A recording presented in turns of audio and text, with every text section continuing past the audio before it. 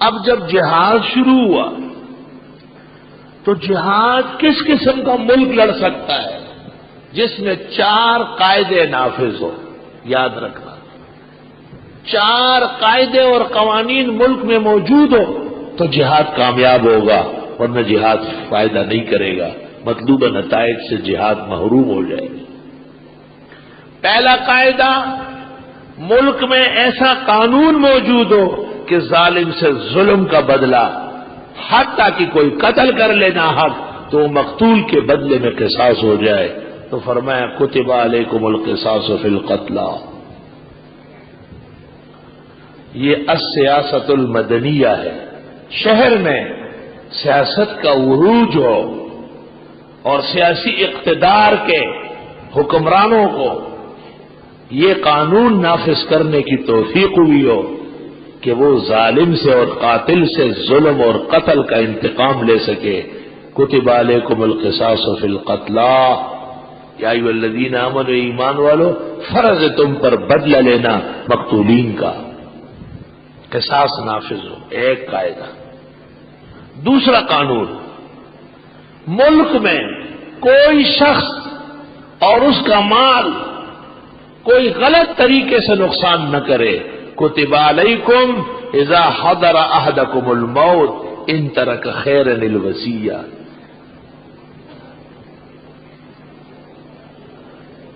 آیت نمبر 180. فرض یہ تم پر کہ مال کی تقسیم باقاعدہ شرعیہ ہو، اس کا عنوان ہے. مال کی تقسیم باقاعدہ شرعیہ ہو کہ کوئی کسی کی عزت و آبرو، مال و دولت، جائیداد اور مکان کو غلط ہاتھ نہ لگا سکے. تقسیم المال بالقاعدۃ الشرعیہ ہو. کتب علیکم.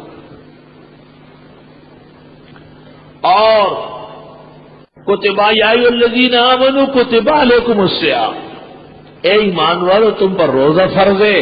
افسران میں، وزراء میں، سفراء میں، حکمرانوں میں تکلیف اور سختی جھیلنے کی صلاحیت ہو. جیل کا سن کر واپس بھاگ گیا تو چلو اٹک جیل کر، نہیں واپس جا رہا ہوں، جدہ ٹھیک ہے، آئس کریم تو کھاؤں گا.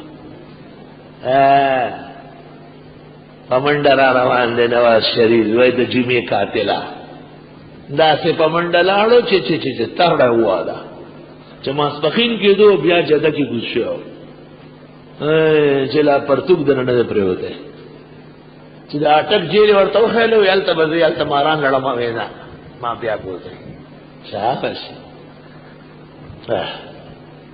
اور جنرل مشرف نے اپنی کتاب میں لکھا ہے، اول پاکستان اردو میں اپنی کتاب میں لکھا ہے، میرا نواز شریف سے پہلا اختلاف اس وقت ہوا جب اس نے صدر امریکہ کلنٹن کے مقابلے میں گھٹنے ٹیک دیے تو میں خفا ہو گیا کہ میں اس کو صدر نہیں. بس بات پوری سن لیں. نواز شریف کے بارے میں لکھتے ہیں کہ اس نے کلنٹن، گلیشیئر وغیرہ سیاچن کے مسئلے میں بھارت کے موقف ماننے کے لیے کلنٹن کے سامنے گھٹنے ٹیک دیے. میرا پہلا اختلاف اس سے ہوا. یہ ہمارا لالا کہہ رہا ہے اور سنا گیا. آگے چلتے چلتے چلتے ایک موقع ایسا آیا کہ اس کو امریکہ کے وزیر خارجہ نے کہا، رچڑ ورچڑ کوئی ہے اجڑ کا بچہ، کہ یہاں کرو یا نہ، اگر تم نے افغانیوں کے مقابلے میں ہمارا ساتھ نہیں دیا ہم آپ کے ملک کو تس نس کر کے آپ کو 500 سال پہلے کے پرانے پہاڑوں میں بھیج دیں گے. تو اس نے کہا میں نے سوچا کہ اگر میں طالبان کا ساتھ دوں تو ہمارے ملک کے لوگ جاہل ہو جائیں گے، طالبان جاہل ہیں. تو میں نے کہا کہ چلو امریکہ جی لالا چغل دلالہ تلمی کتنا خوفزدہ ہو گیا. یہی تو بات تھی کہ آپ نے اس کے متعلق کہا کہ اس نے کلنٹن کے سامنے گھٹنے ٹھیک دیا اور اس نے بھی ٹھیک دیے. یہ گناہیس کہ در شہر شمانیز شور. یہ طبقہ ہی وہی ہے کہ جن میں شدائد اور تکلیفیں جھیلنے کی صلاحیت نہیں ہے. الحمدللہ ہمارے بزرگ، ہمارے علماء اس وقت بھی پائے استقامت اور آج بھی الحمدللہ اگرچہ بت ہے جماعت کے آستینوں میں مجھے ہے حکم ازاں لا الہ الا اللہ. تو پہلا قاعدہ ظالم اور قاتل سے انتقام کا قانون ہو، کتب علیکم القصاص فی القتلی۔ دوسرا قانون مال کی تقسیم قوانین شرع سے ہو، کتب علیکم اذا حضر احدکم الموت ان ترک خیرا الوصیہ۔ اور تیسرا قانون ملک میں افسران وزراء، حکمران اور اونچے طبقے میں تکالیف اور شدائد سہنے کی صلاحیت موجود ہو۔ مولانا حسین احمد مدنی رحمت اللہ علیہ، یہ کراچی خالد دینہ ہال میں عدالت لگی تھی، شیخ الاسلام کی پیشی ہوئی انگریزوں کے زمانے میں۔ انگریز جج نے کہا آپ کا نام حسین احمد ہے؟ جی میرا نام حسین احمد ہے۔ آپ دیوبند میں مدرس ہے؟ جی میں دارالعلوم دیوبند میں استاد ہوں۔ آپ نے کیا فتویٰ دیا ہے کہ انگریز فوج میں بھرتی ہونا حرام ناجائز ہے؟ آپ نے فرمایا میں نے فتویٰ دیا ہے، دیتا ہوں، دیتا رہوں گا۔ عدالت جھوم گئی۔ انہوں نے کہا پتہ ہے اس کی سزا کیا ہے؟ شیخ الاسلام نے کہا آپ کو پتہ ہے دارالعلوم دیوبند سے روانہ ہوتے وقت میں 4.5 میٹر کوڑا لٹا کفن کے لیے ساتھ لایا ہوں۔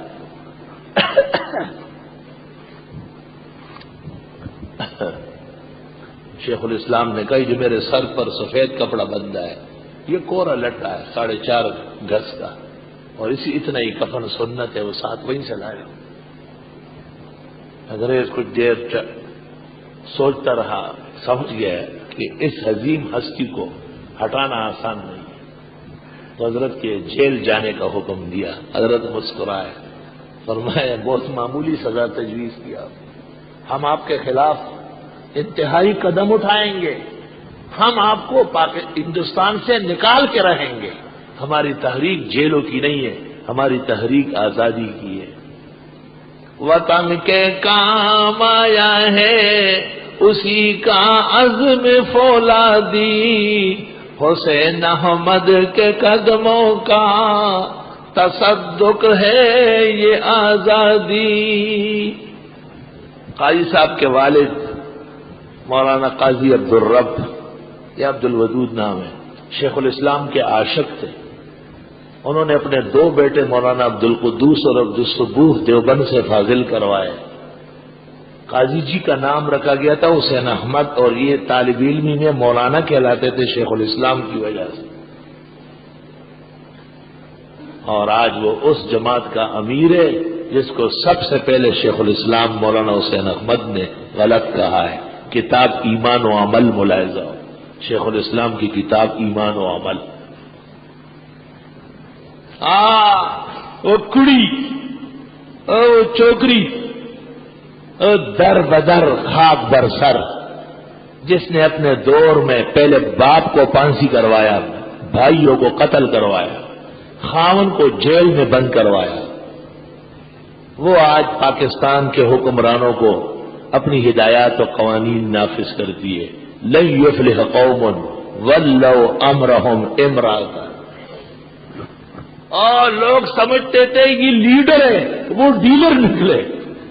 لیڈنگ نہیں ہے، ڈیلنگ ہو رہی ہے، کیونکہ اس کے اوپر مقدمات سے بڑے بڑے وہ ڈری ہوئی۔ یہ لالا بڑا خطرناک ہے، سب کو دباؤ میں رکھا ہے۔ ایک وہ اللہ کا نیک بندہ غیرتی باپ کا بیٹا فضل الرحمان ہے جو پائے استقامت سے حق کے لیے باطل کے مقابلے میں کھڑا ہے۔ اللہ تعالیٰ ان کی عمر میں، صحت میں اور تحریک میں ان کی مدد فرمائے۔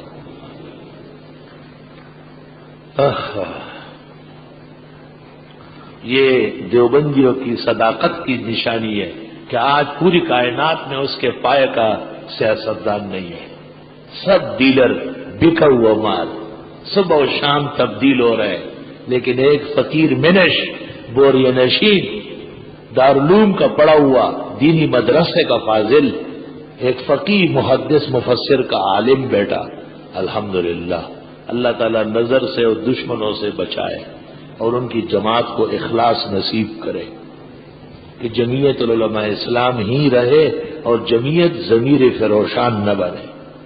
جمعیت العلماء اسلام نہیں، اور جمعیت ضمیر کے روشن نہ بنے۔ اے ایمان والو، تم پر روزہ فرض ہے، بس کل یا پرسوں، کل تو نہیں، روزہ ہو جائے اور دیکھا جائے گا کہ تم تفسیر میں کیسے جم کے بیٹھتے ہو۔ یہ ابتدا میں غریب طالب علم بیٹھا رہتا ہے، سیری کھائی ہوتی ہے خوب دہی اور وہ پراٹھے، اور یہ جو باہر والے ہیں نا، یہ ڈھیلے پاجامے والے، یہ چند دن نہیں آتے، ان کو نیند آتی ہے بہت، یہ جی سو گیا، شاباش۔ اس لیے سرمایہ وہ نہیں ہے، سرمایہ طلباء ہے، درس ان کا ہوتا ہے۔ وہ تو آپ کے توفیل جی بھی رہے ہیں اور الحمدللہ ثواب بھی کما رہے ہیں، اور ان کی کمی کوتاہی آپ کے تعاون و مدد سے اللہ تعالیٰ پوری فرما دے گا۔ ان میں بھی بڑے مستقل مزاج ہے، لیسوا سواء من اہل الکتاب، سب ایک جیسے نہیں، اور تم میں بھی ایسے ہیں جو کمروں میں سوئے ہوئے نکلیں گے اور ضرب یضربو کا گردان جاری ہوگا، خواہ زواد ہو یا زواد ہو، لیکن گردان تو ضروری ہے۔ اللہ، اے ایمان والو، تم پر روزہ فرض کیا گیا، تیسرا قاعدہ، اور چوتھا قاعدہ، اللہ، چوتھا قاعدہ یہ ہے کہ ملک میں افسران، وزراء اور حکمران طبقہ ناحق مال نہ کھائے، رشوت خوری اور رشوت ستانی کی حرمت ہو، ان پر پابندی ہو۔ وَلَا تَأْكُلُوا أَمْوَالَكُمْ بَيْنَكُمْ بِالْبَاطِلِ وَتُدْلُوا بِهَا إِلَى الْحُكَّامِ، ایک دوسرے کا مال ناحق طریقے سے نہ کھاؤ اور حکمرانوں تک چغلیاں اور رشوتیں نہیں پہنچاؤ۔ لِتَأْكُلُوا فَرِيقًا مِّنْ أَمْوَالِ النَّاسِ بِالْإِثْمِ وَأَنْتُمْ تَعْلَمُونَ۔ آیت نمبر 188۔ یہ چار قاعدے ہیں۔ پہلا قاعدہ یہ کہ ظالم و قاتل سے ظلم اور قتل کے بدلے کا قانون موجود ہو، کتب علیکم القصاص فی القتلى۔ دوسرا یہ کہ مال کی تقسیم باقاعدہ شریعہ ہو، کتب علیکم اذا حضر احدکم الموت الوصیہ ان ترک خیرا۔ تیسرا قانون کہ لوگوں میں تحمل الشدائد ہو اور تکلیفوں سے ڈر نہ رہے ہو، کتب علیکم الصیام، اس کے لیے روزہ فرض کیا گیا پورا مہینہ۔ اور چوتھا یہ کہ ملک میں رشوت نہ ہو، حرام کاری نہ ہو، حرام خوری نہ ہو۔ آیت نمبر 188، وَلَا تَأْكُلُوا أَمْوَالَكُمْ بَيْنَكُمْ بِالْبَاطِلِ وَتُدْلُوا بِهَا إِلَى الْحُكَّامِ۔ یہ چار قاعدے آج پاکستان میں نافذ کرو اور پاکستان سعودی عرب کا مثال بن جائے گا۔